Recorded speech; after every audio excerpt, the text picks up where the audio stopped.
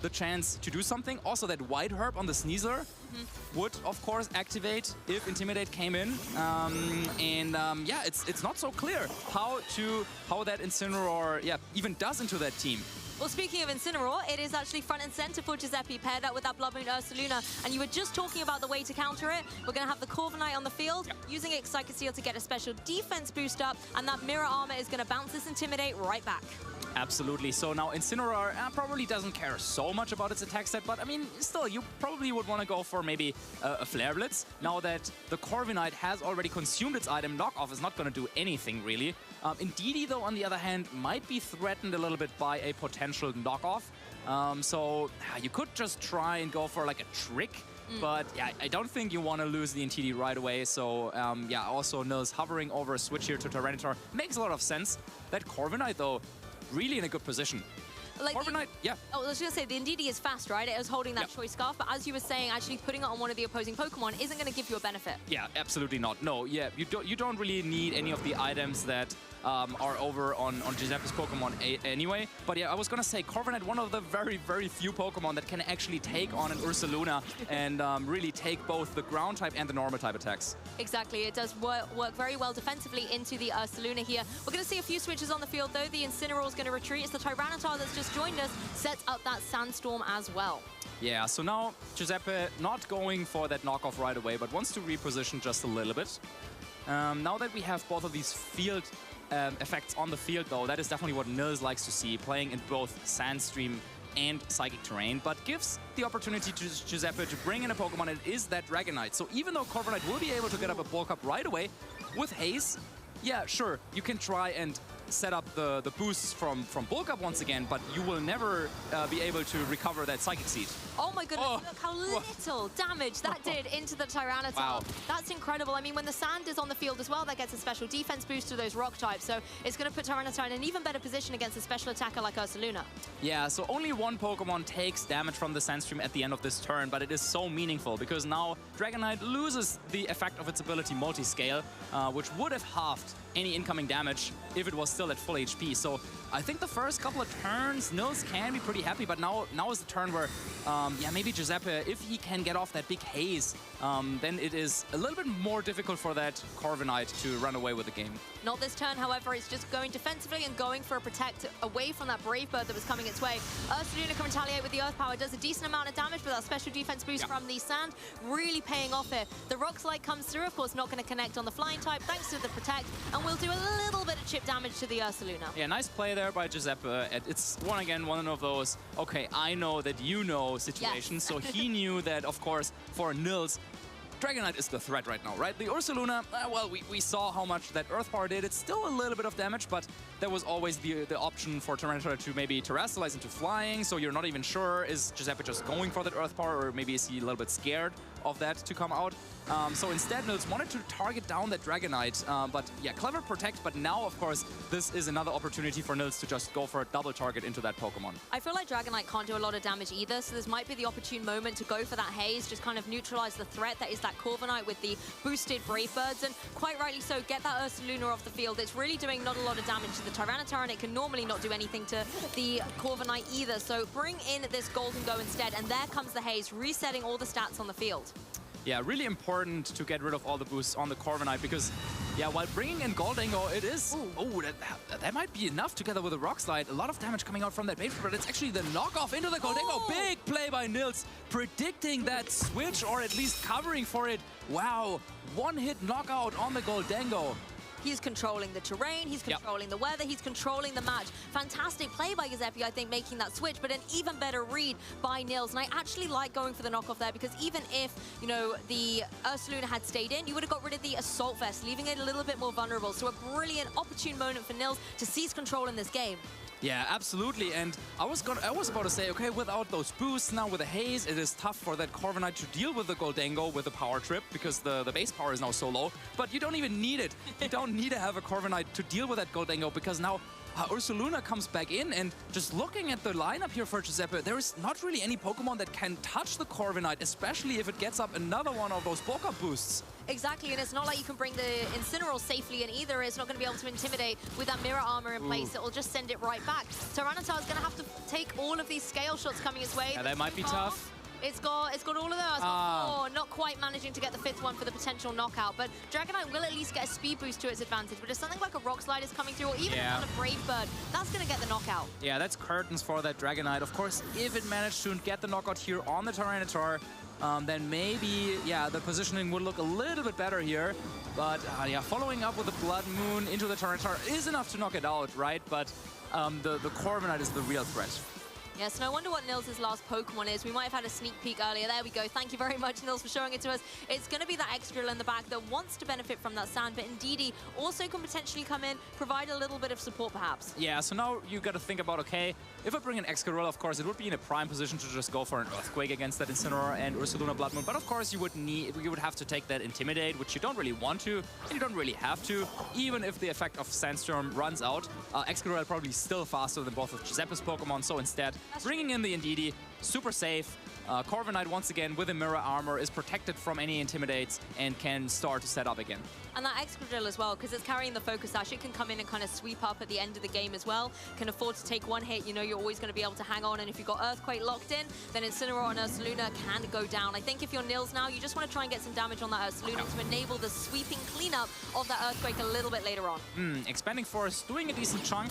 But now Indeedee will be knocked out in return. But yeah, for Nils, it's really all about getting damage on that Ursaluna, because then you can clean up the game with the Excadrill that we know is in the back, waiting for Nils to join the field. And it now has the free switch in thanks to the Indeedee going down. The Brave Bird really putting Ursaluna in that Earthquake range as well. But honestly, this Corviknight is just fantastic right now. The Hyper Voice comes through, again, does a little bit of damage, but it's nothing that really Corviknight is going to worry about whatsoever. And I think going into Game 2, Giuseppe has to think around this Corviknight. How are you going to counter it? Yeah, I mean, there's still the option for Giuseppe to go for Terrestrialization. So maybe if you could go for Terra Ghost, take the Earthquake from the Excadrill and then get a Flare Blitz and burn into the Excadrill to KO it through the Focus Sash. Ooh. Or, well, is Psychic Terrain still up? Oh, maybe no, with maybe with Vacuum Wave you could actually set up a KO in the Excadrill. But even then, I guess the Corviknight could still try and set up with Bulk Up and Roost. So. But I like the fact the Psychic Terrain's gone and pointed out the Focus Sash can't be broken. That could be one way to open up an opening, I suppose. Yeah. And it's exactly what's happening here. We've got the Ghost Terrestrialization coming through. That's going to give the Incineroar a little bit more defensive play against the Earthquake. And if the Vacuum Wave comes through and gives that little bit of chip, a Flare Blitz could do a huge amount of damage. Yeah, maybe you would need a critical hit now that the Excadrill has also terrestrialized. So yeah, nice job here on Nils identifying that there was an option. Going for a terrestrialization, which works out defensively as well as offensively. Big damage coming out, almost knocking out that Incineroar right away. So yeah, if this is a follow-up Brave Bird, I think this game might just be over this turn. I mean, it's the safety goggles on here as well, so no berry recovery potential for the Incineroar. Does a significant chunk to the Excadrill, but even if it had taken it down, thanks to the recall, thanks to the fact that the Corviknight's still here with Brave Bird, it was going to be game over. And Nils Dunlop will take game 1. Yeah, nice play by Nils. Really well positioning there. I think the lead choice looked super passive once again. It is, well, Indeedee and the Corviknight, but it's activating that depending on what comes out of Nils. But that would be something that could work against the Pokemon that Nils chose in the first game. But maybe Giuseppe is also expecting Nils to switch things up just like he did against Edu, and that is exactly what happens. Giuseppe coming in here once again with that Incineroar and Ursaluna Blood Moon, and on the other side Nils bringing out 2 physical attackers. This time though it is Sneasler and Excadrill. I feel like Sneasler's in a great spot now. It can kind of pick where maybe it wants to land that Fake Out, and at the same time applying so much pressure with a close combat into either of these opposing Pokemon. If you're Giuseppe now, what are you going to be predicting? That's a good question. I mean, there is no Terra Ghost on that Sneasler, and it doesn't have Protect. So maybe that is one way to lure in a Fake Out into that slot. Of course, we've seen the Wide Herb activate, so yeah, no Intimidate on that Pokemon either. So just a powerful close combat. It looks really, really threatening and is maybe something that Giuseppe would have to cover. So maybe, yeah, Fake Out into that Ursaluna and just a Swords Dance, that could be one way. But of course, then you have to fear a Flare Blitz coming in over from that Incineroar. So I think it's a good spot for Nils, but he still has to work for getting an advantage in the game. And of course, this is top 4. The winner of the set will be advancing into the grand final, so the stakes are incredibly high. Sneasler goes for the fake out into the Incineroar, stopping it from going for a fake out of its very own, as Excadrill uses this opportunity to get the Swords Dance in play. That's going to give a +2 attack boost, but thanks to the Intimidate, will only be at +1. Yeah, Giuseppe already using Terrestrialization turn 1 to make this Ursaluna safe from any close combat that comes in, but launching back here with a big Blood Moon, one-hit KO into the Sneasler. And I just gotta wonder, is it worth it? Was that trade, who was it favoring? I mean, this is the thing, at least the Sneasler on the field forced the Terrestrialization coming through from that Ursaluna as well, going into that water Terrestrialization. But losing such an offensive powerhouse can be detrimental. The only advantage here, I think, is you get the Tyranitar in the sands in the sky. Excadrill is going to have a great time. Absolutely. Terra flying with the Tyranitar, Earthquake with the Excadrill. There's not really anything that stops this. No. Incineroar cannot Terrestrialize. Incineroar probably wants to switch out this turn because you want to be able to Intimidate in one of the upcoming turns. But then, yeah, what do you want to switch in? I mean, there could be the Dragonite probably. With Multiscale, it would actually be able to take both hits. But the Ursaluna, it cannot protect. And it's going to be close whether the combination of moves will be enough for the knockout here. But if it knocks out, then that's huge for Nils. On the other hand, if Giuseppe is able to take both moves on the Ursaluna Blood Moon and can hit back with like an Earth Power into the Excadrill, putting it into Vacuum Wave KO range, then that would be good for Giuseppe. So really important to see how that damage roll works out. Love this flying Terrestrialization as well, meaning you will not be hit by your partner's Earthquake that will connect down onto the opposing Ursaluna, do just over 1/3 of damage, and Ursaluna can retaliate with an Earth Power of his very own. Now it's very precarious for Excadrill. In the next turn, it could easily be KO'd. Yeah, so it's either a pretty fast Ursaluna. Oh, Rock Slide doesn't hit the Dragonite, but at the end of the turn, the Sandstream will still get rid of that Multiscale, and also that Ursaluna Blood Moon now has to take a little bit of chip damage. So the Ursaluna is actually a little bit faster than I thought, outspeeding this Tyranitar here. And also it took those attacks really nicely. Of course, Ursaluna naturally has a very high defense stat, but really goes to show that Giuseppe trained it to be really bulky. And now that this Earth Power came in, of course, Excadrill on Nils' side would be weak, or would just be, yeah, it could be knocked out by just one hit. Either the Vacuum Wave or the Extreme Speed. But of course, Nils also knows that protecting Excadrill right here. Yes, and whether Giuseppe's been able to read into Wow. so far, he has done, able to target down that Tyranitar instead of going for any potential onto the Excadrill. 2 have come down, 3 is coming through, it is loaded dice. We know there's going to be at least 4, but is there a 5th? Yeah, and this should be a Blood Moon follow-up, if I had a guess, into the Tyranitar slot, predicting the Protect here on the Excadrill. Let's see, it is coming out, but how much damage is that going to do? Oh, wow, that Tyranitar also so bulky. And once again, Rock Slide not connecting with that Dragonite. This is one lucky little Dragonite. It's not even enough to be able to get the knockout on the water type that is now that Ursaluna. But there will, of course, be the sand going around that will now connect onto that Pokemon and get the knockout. Yeah, great defensive training here on Tyranitar over on Nils' side, which now also has to take a little bit of Sandstorm damage, though, and barely makes it through the turn. But yeah, not hitting that Dragonite twice in a row. I think the first one, well, there's still Multiscale to reduce the damage, but now the second one definitely would have hit hard. So both Pokemon now on Nils' side are at such low HP, and you just have to wonder, is there an Indeedee in the back to maybe set up the Psychic Terrain to protect against the priority moves? But if that is the case, then yeah, you don't really have a lot of power coming in. I mean, we definitely know that this is not a game where the Corviknight with the Psychic Seed will try to run away with the game, because, well, there is only one more Pokemon remaining for Nils in the back. And I like their switch in as well. The Incineroar can intimidate both these physical attackers. It can apply that fake out pressure, and even if Psychic Terrain does come in, if it's on the Excadrill side, you can still hit the Tyranitar as it's a flying type with that fake out and get the knockout. Yeah, so exactly, on the flying type Tyranitar, it would not be protected by a potential Psychic Terrain.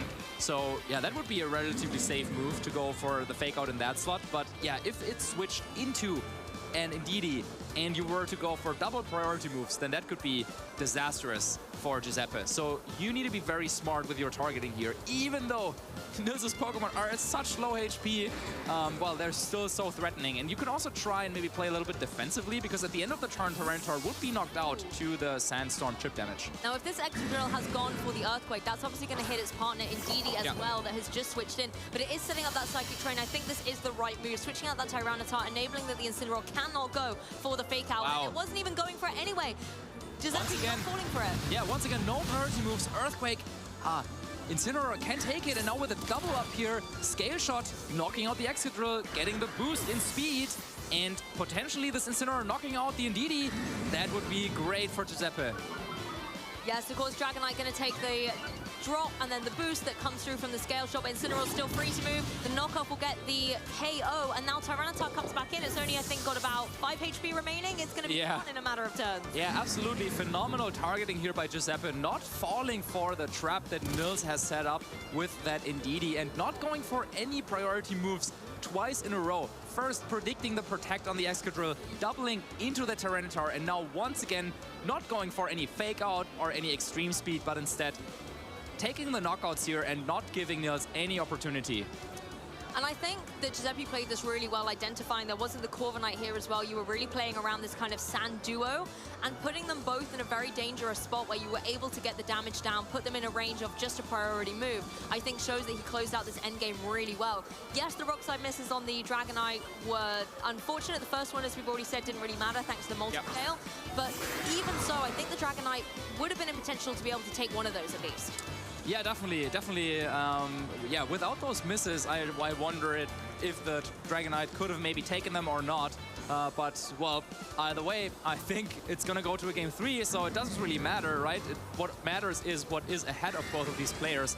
And, well, right now, Nils already taking the time, coming up with a plan, and maybe it just has to involve that Corviknight. It worked so well in the first game. I can understand the decision of Nils to not bring it in the second game, but that would also make it just even more predictable, right? Because you won one game with one strategy, it went really well. Yeah. Now in the second game, you tried something else, it didn't work at all as Extreme Speed KOs the final Pokemon, and Giuseppe will tie up the series. So yeah, for the third game, what's going to be? Are you going to go with a strategy that worked or with the one that didn't? You've got to bring back Corviknight, right? I mean, even looking at the...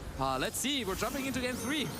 Shaking things up here, it's going to be Tyranitar and Sneasler coming out front and center for Nils, but Giuseppe tried and tested. It's the Incineroar and the Blood Moon Ursaluna once again. Okay, so I guess with that, it kind of confirms that, oh well, it doesn't confirm anything, but then maybe Nils once again is relying on this Excadrill-centric game plan. The Tyranitar, nice little switch up. The Sneasler, once again, with the Wide Herb, is able to be unaffected by that Intimidate and is staring down 2 Pokemon that are weak to close combat. So just like in game 2, Giuseppe will have to do something about this. And this could be like trying to go for a Fake Out. This could be try to go for a Terrestrialization, because one play that Nils could make is recall the Tyranitar, bring in the Indeedee, set up the Psychic Terrain so that the Sneasler is unaffected by Fake Out, and then go for a powerful close combat. So that's something that Giuseppe has to play around, and I think that's exactly what he's doing right now. I like how the Incineroar switches out here, maybe predicting the close combat was going to be the target there, so you're bringing in your Flying type to be able to eat up that damage. With the sand on the field anyway, it was going to have its multi-scale broken by switching in, so it doesn't really matter too much if that is the target. Once again, Terrestrialization is forced through on this Ursaluna, going to be able to be the Water type, so in case any of that damage-dealing potential from Sneasler comes its way, it's going to be able to take those attacks much better. Yeah, but there is the Fake Out into the Ursaluna that Terrestrialized. Nice play, and this will give Nils another chance to just go for an attack, and it is that knockoff, ignoring the Incineroar that now switched into Dragonite completely, and now getting rid of that Assault Vest. And now, while Nils doesn't have any special attacks on the field right now, if there is that Indeedee in the back, that would do a sizable chunk of damage now with that Expanding Force. And there we get confirmation, okay, yeah, so once again, it is that Excadrill and Indeedee, no Corviknight for the game. That's very interesting, but Nils, I'm sure, has got a plan with this. Maybe trusting in those 4 Pokemon, but changing up the way that he wants to operate them. I mean, the Tyranitar could potentially go for its Terrestrialization here as well, just to make sure that it doesn't have to worry about any of the ground-type attacks that the Ursaluna wants to throw its way. And at the same time, then the Dragonite doesn't really have much pressure on it either. Yeah, so Dragonite wants to switch out once again. Incineroar could be coming in, and that is what we're seeing now. Without that White Herb, would be able to also intimidate that Sneasler. And now that is a big Intimidate coming out. And this is what we were talking about before the game. Incineroar really good, but also this Earth Power, nice attack here, of course. Excadrill has that Focus Sash, but yeah, that was a ton of damage on the switch-in. I honestly really like that play by Giuseppe, you know, not going to go down into that Tyranitar in case it becomes a flying type, and you would get some really good damage onto the opposing Sneasler, even if it had stayed in that turn. The fact that you caught that Excadrill just means that once again, this strategy that Nils is banking on has been severely weakened early on. Yeah, and even if that was a Direct Claw with the Incineroar switch-in, now with that Intimidate on the Sneasler, it doesn't do that much damage. Now I think this is even better for Giuseppe because he has Fake Out available. Of course, now once again, there is this interaction with maybe Indeedee is waiting in the back, so do you really want to go for the Fake Out or not? But, I mean, Nils could also take a risk here with this Excadrill at 1 HP and just say, okay, well, I'm just expecting you not to go for any priority moves, and I'm just, like, staying in. I'll just go for, let's say, he could Terrestrialize the Tyranitar and just go for an Earthquake. But that would just be so risky. I would Fake Out, to be honest, because even if there is a switch-in, you know, there's not a lot that Tyranitar is going to be able to do. But Incineroar actually saying, no, I want to Intimidate a little bit later on. Even if you Earthquake, I'm bringing in a flying type, so we don't have to worry about that at all. And Excadrill's doing the Tyranitar still on the field without a flying type here, so it's going to have to take almost 50% damage. Yeah, that's not enough. And wow, this Earth Power Tyranitar, I really wished it would have Terrestrialized this turn. Rock Slide, not enough to get the knockout on the Ursaluna, but maybe with the Sand it is. But you gotta wonder, why did the Excadrill here decide to Earthquake against its own partner? I think that Nils really wanted to play a game where he was saying, okay, either this Incineroar goes for a Fake Out into the Excadrill, then okay, I would go down. But if it doesn't, it would probably go for a parting shot to try and predict this Indeedee switch in, like Giuseppe has done before. But no, this time it was a hard switch from Giuseppe, so not letting Nils get that Earthquake off. And now as Incineroar comes in once again for another round of Intimidate, Nils' Pokemon are so weak at this point, and they're at such low HP.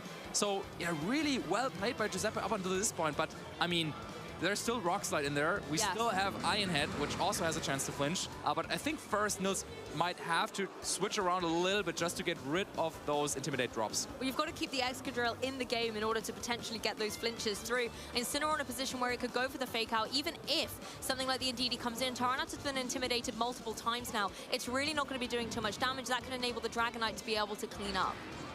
Yeah, so big decision time for Nils. Do you want to try and maybe hope for a flinch?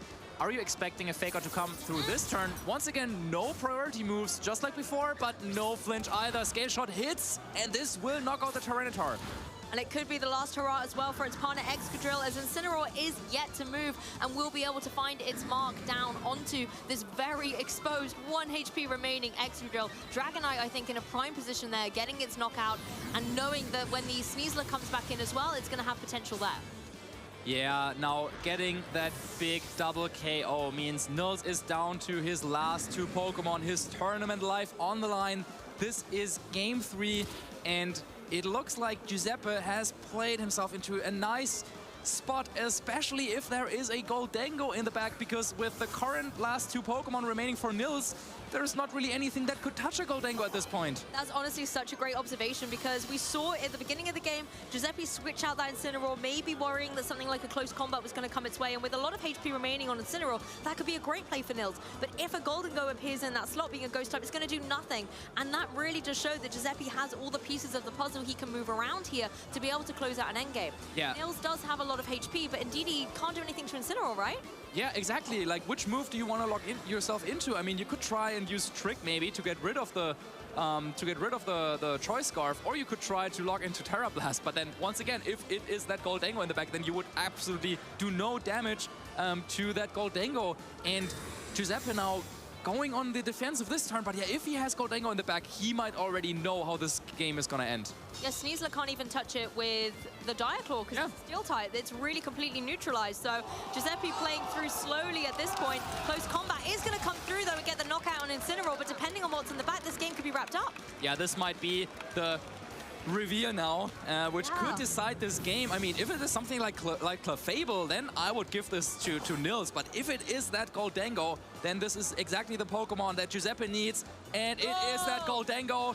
this is what Giuseppe knew all along, but of course this is very bad news for Nils. Yes, you can go for the expanding force, so might even get the KO on that Dragon Knight, do a little bit to the Golden Go, but Golden Go in a prime position with his Life Orb in particular to make it rain all day long. You don't even have to worry about the Sneasler. It's just going to be able to sit there and not do any damage to Golden Go. I think as soon as you remove that Ndidi, it is GG. It is GG indeed, and well, Terrestrialization was not used that on Nils' side, so why not boost up the damage of Expanding Force just a little bit? And if you can get the knockout on the Dragon Knight, then you would, well, boost up the damage a little bit, but yeah, with a Choice Scarf, I guess Ndidi would be the fastest. Giuseppe trying to protect the Dragon Knight knows it's all on that Goldango at this point, but how much can Expanding Force do? It would need to knock out this Goldango right here. Well, let's see how much it does. About a third of damage. Is going to need a little bit more to be able to get the knockout on this Golden Go. And right now, Giuseppe is in a position where, again, you don't have to worry about this Sneasler. You just need to be able to go for some big damage. And what I love, this is interesting. The Nasty Block gets set up so that you can guarantee a double knockout as soon as you get that damage on the board, because indeed he does have full HP. Yeah. Giuseppe didn't want to take Life Orb Recall this turn. So, I mean, unless you were to predict this Terra Psychic and you wanted to go for a Shadow Ball into that slot, Make It Rain probably wasn't going to be enough for the knockout. So this is the last chance. Expanding Force, single target, has to get the knockout here with a critical hit or else the game is over. It is enough! It does! Wow! Oh, with a critical hit! Oh my god, he gets the critical hit! Indeed, comes through, single target, critical hit, Terra type, Psychic Terrain. Indeed, he pulls it through for Nils, our first finalist here in Lille.